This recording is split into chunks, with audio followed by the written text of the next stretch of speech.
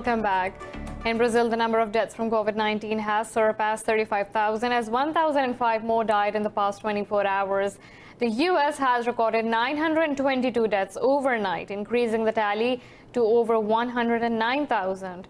Worldwide, the death count has crossed 394,000 with more than 6.7 million infected. Further details in this report. As the coronavirus outbreak shows no signs of abating, U.S. President Donald Trump has called for a shift in strategy against the pandemic. Trump asked his administration to focus resources on protecting high-risk populations while calling for a total end to stay-at-home orders.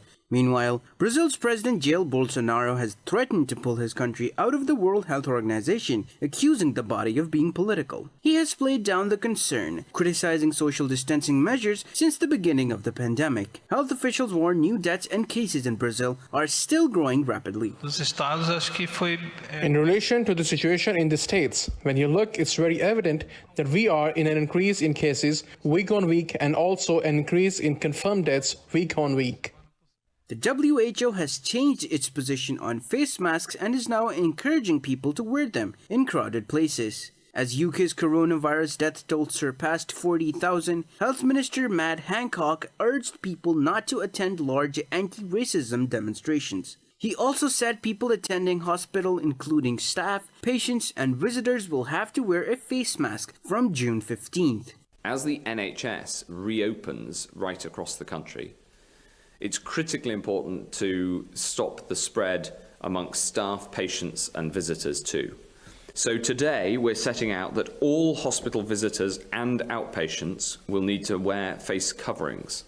Elsewhere, China has recorded 3 imported new cases of COVID-19, down from the 5 the day before.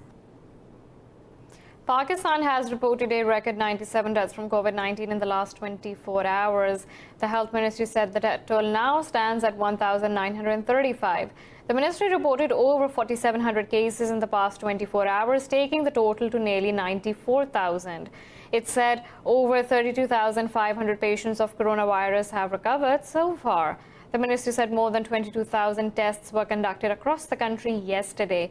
Officials at the province of Punjab has gained the lead in the number of infections with over 35,000 cases. Now, Pakistan has called on the international community to hold India accountable for its actions in occupied Kashmir as the lockdown and communications blackout enters its 11th month. In a statement, the Foreign Office said India is trying to illegally change the demography of the disputed region. It said India's oppressive policies have failed to subjugate Kashmiris for the last 70 years. The Foreign Office said these inhumane restrictions have violated every single right of the Kashmiri people.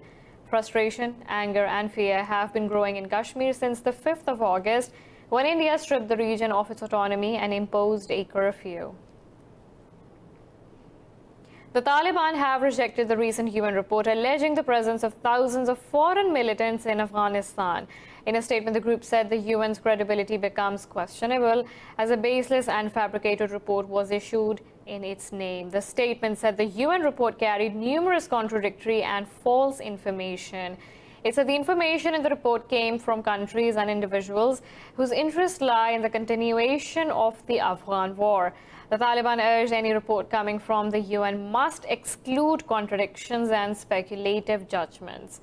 It said the purpose of the Security Council is to establish security and not concoct justifications for the continuation of the war. In Afghanistan, 11 pro-government militiamen have been killed in a roadside bomb attack in northern Badakhshan province. Talking to media, the police said the incident happened in Khash district when a vehicle carrying the personnel hit a roadside mine. It said a local commander was among the fatalities. Badakhshan Provincial Council member Abdullah Naji blamed the Taliban for the incident, but the group has not commented on the development. No group has claimed the responsibility for this attack yet. Thousands of protesters have taken to streets across over 24 countries to demonstrate against the custodial killing of African-American George Floyd. In the U.S., protests continue for the 11th straight day as Minneapolis and California barred police from using neck restraints that killed Floyd. A U.S. District Court judge has also ordered Denver police to stop using tear gas plastic bullets and flash grenades against protesters. Elsewhere, protesters stormed the U.S. Embassy in Mexico City as they protested the death of Giovanni Lopez, who died in police custody last month. Meanwhile, France has banned anti-racism demonstrations planned outside the U.S. Embassy and near the Eiffel Tower, fearing violence and pandemic concerns. Over in Australia, the first Black Lives Matter protests are underway despite being banned by a court, citing the risk of coronavirus transmissions.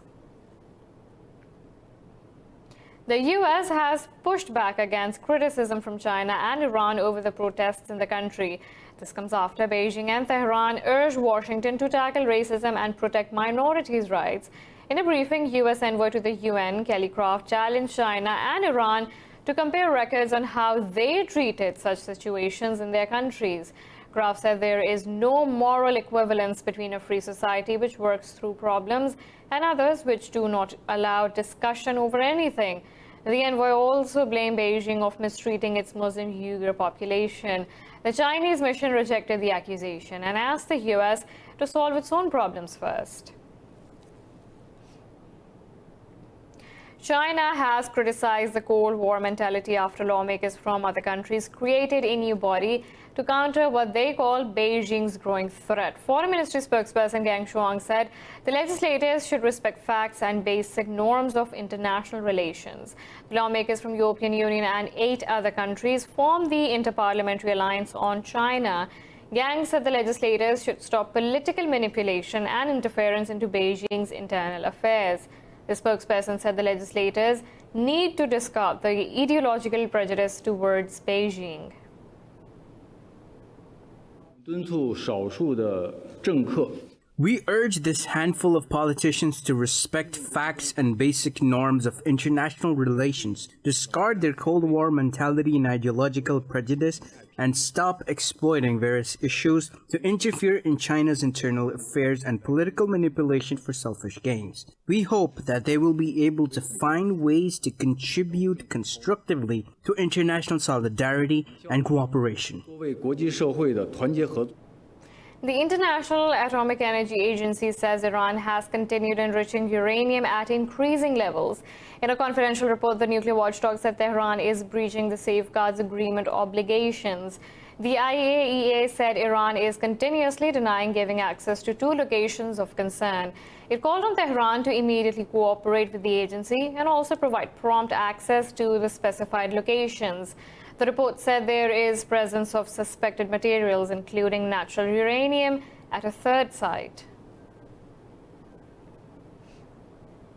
The Libyan army says it has launched 5 airstrikes on Sirte soon after indicating the liberation of the city is its new goal. In a statement, the military said the strikes targeted armored vehicles provided by the UAE and Khalifa Haftar's forces. The statement said the militias and mercenaries left their posts in a state of panic. It said prominent residents offered to peacefully hand the city to government forces. On Friday, the army regained control of the strategic city of Derna, the last stronghold of Haftar in western Libya. After Derna, the army announced its goal is to capture Sirte, Al-Jufra, and oil fields in the south. The UN Security Council has approved a 1-year extension to an embargo on the flow of weapons to Libya. In a statement, the UN said the Security Council unanimously approved the extension during a virtual meeting. The statement said the member states get a series of approvals to inspect vessels on the high seas off the coast of Libya. It said the countries will also be able to inspect elements suspected of violating the arms embargo. Meanwhile, the UN Libya mission said the ceasefire talks for the war-torn country have begun. In a press conference, UN Information Services Director Alessandra Vellucci said the UN mission and Khalifa Haftar's delegation held initial talks on Wednesday. France says it has killed the leader of Al-Qaeda in North Africa, Abdel Malik Droukel, in an operation in Mali. In a series of tweets, Defense Minister Florence Parly said French forces have also killed other members of Droukel's inner circle in Mali's north on Wednesday. The minister said French forces also captured a senior ISIS commander in Mali in an operation during May. She said the daring operations had dealt severe blows to the terrorist groups. Parly said French forces, in cooperation with their partners in the Sahel, will continue to hunt terrorists relentlessly. Earlier in January, former colonial power France and regional states combined their military forces to fight ISIS militants in the region. In Mali, thousands of people have taken to the streets demanding the resignation of President Ibrahim Boubacar Keïta. Demonstrators gathered in a central square in Bamako to condemn the president's mishandling of many crises plaguing the country. Heavy security was present outside the presidential palace as protesters began to surround it. Demonstrators demanded the release of Somalia Sisi, a former prime minister and opposition leader who was kidnapped by armed men on March 25th. Mali's newly formed opposition alliance organized the protests. It is true that the whole world is suffering, but the Malian is suffering more than anyone. I think that people coming out today, the youth, the women, young and old, shows that Mali is fed up. We want to change the system. We want this regime to leave. We want a new social contract to set up a Mali that stands up. We're now taking a short break, but stay tuned for more news.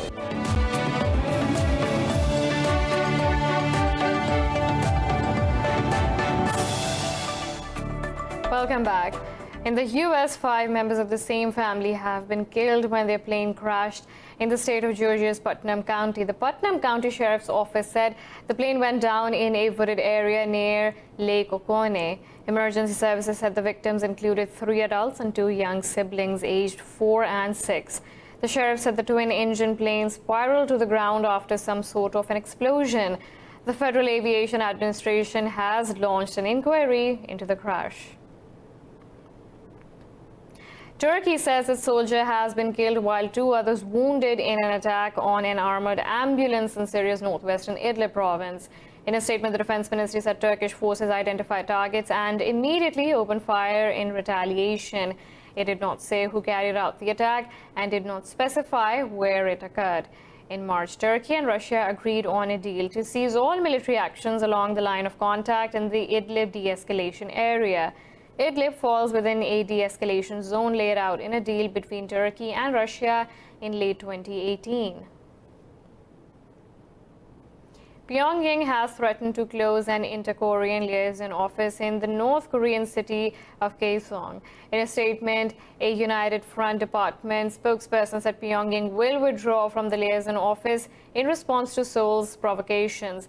The spokesperson criticized Seoul for failing to stop defectors from sending leaflets across the border who insult North's leadership. Earlier on Thursday, North Korea's supreme leader Kim Jong-un's sister Kim Yo-jong threatened to cancel a recent bilateral military agreement over the leaflets. In response to Kim's statement, Seoul hinted at making the activity illegal to avoid tensions with the North. Former U.S. Vice President Joe Biden has clinched the Democratic presidential nomination. Biden passed the 1,991 delegates threshold after presidential primaries in the District of Columbia and 7 states. In a statement, Biden said it was an honor to compete alongside one of the most talented groups of Democratic Party candidates. He promised to heal the soul of America and rebuild an inclusive economy. The former vice president has effectively been his party's leader since Vermont Senator Bernie Sanders ended his campaign in April. Biden will face President Donald Trump in the election scheduled for 3rd November. Russia has asked the UN to call on the U.S. to return Moscow's diplomatic property in New York for humanitarian reasons amid the pandemic. In a UN meeting, envoy Gennady Kuzmin said Russia requested the return as soon as New York governor declared an emergency over COVID-19. Kuzmin said there was no response from the U.S. so far. He said Russia has also written a letter to the UN Secretary General asking him to get involved in the situation and ensure that the property be returned. The envoy said such U.S. actions violate the host country agreement. Earlier in 2017, the U.S. authorities closed Russia's consulate general in San Francisco, the trade mission in Washington, and its rented office in New York.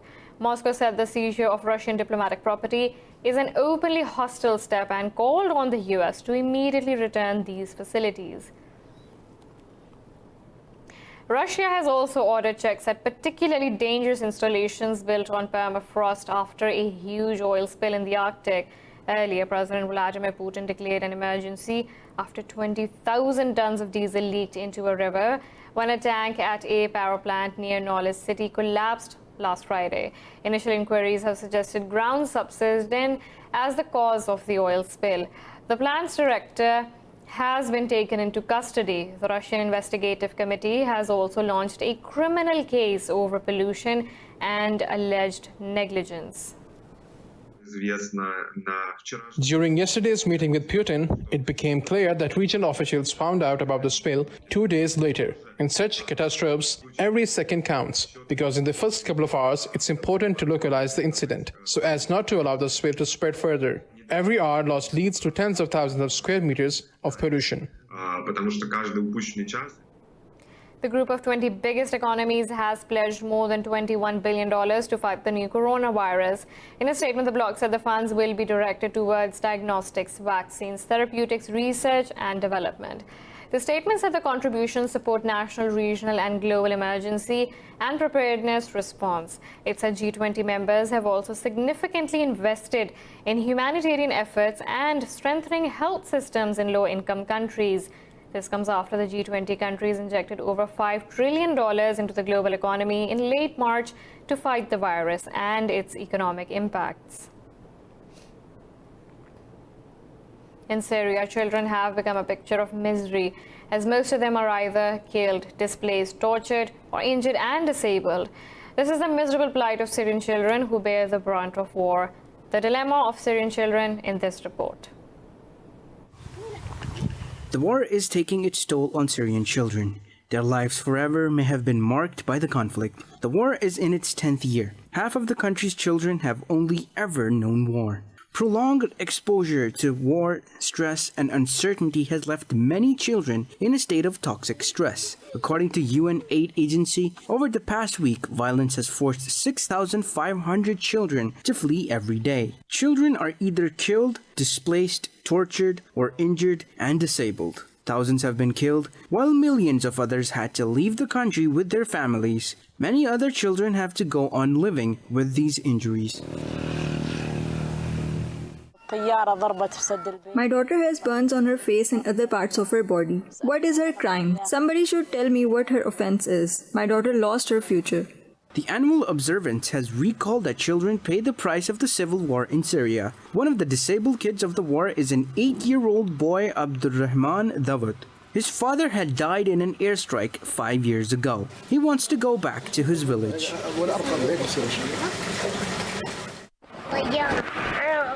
My father died in an air attack. I would like to go back to my village and school, and I want to play games. The crisis in northwest Syria is turning into a child protection crisis of unprecedented scale. According to the report, at least 29,296 children have been killed in Syria, while many others have been injured or disabled. The regime's airstrike hit my husband and son when they were in the shop. My son lost his arm. He had much suffering in the beginning, now he is better, but I'm still in pain when he falls down. My son became fatherless when he was only 2.5 years old. What is his crime? Or disabled. The vulnerable children are recruited in wars. Their schools are attacked, they are exploited, abducted, and killed. The Syrian regime has been behind the majorities of the fatalities, tortures, injuries, and destroyed futures of millions of children. We're now taking a short break, but stay tuned for more news.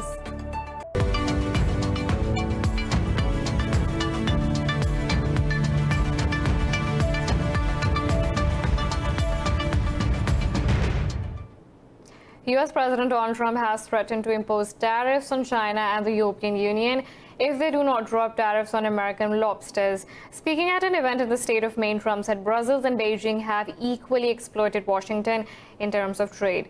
Trump said the counter tariffs will prompt both Brussels and Beijing to reconsider duties on American marine products.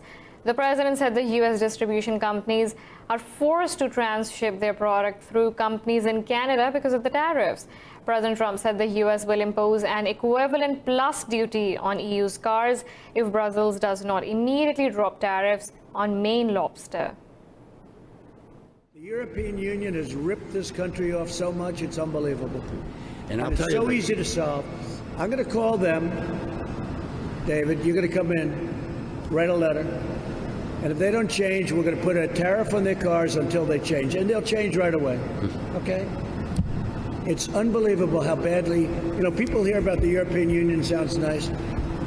They've been almost as bad over the years as China in terms of trade, but nobody talks about it. There's a perfect case, Maine lobster.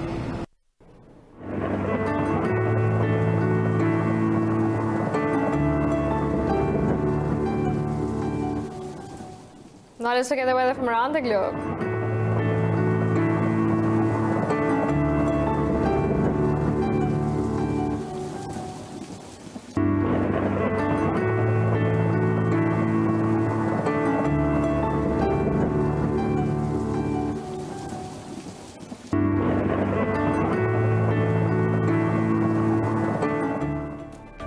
This is all for now. For the latest updates, you can follow us on social media at indus.news.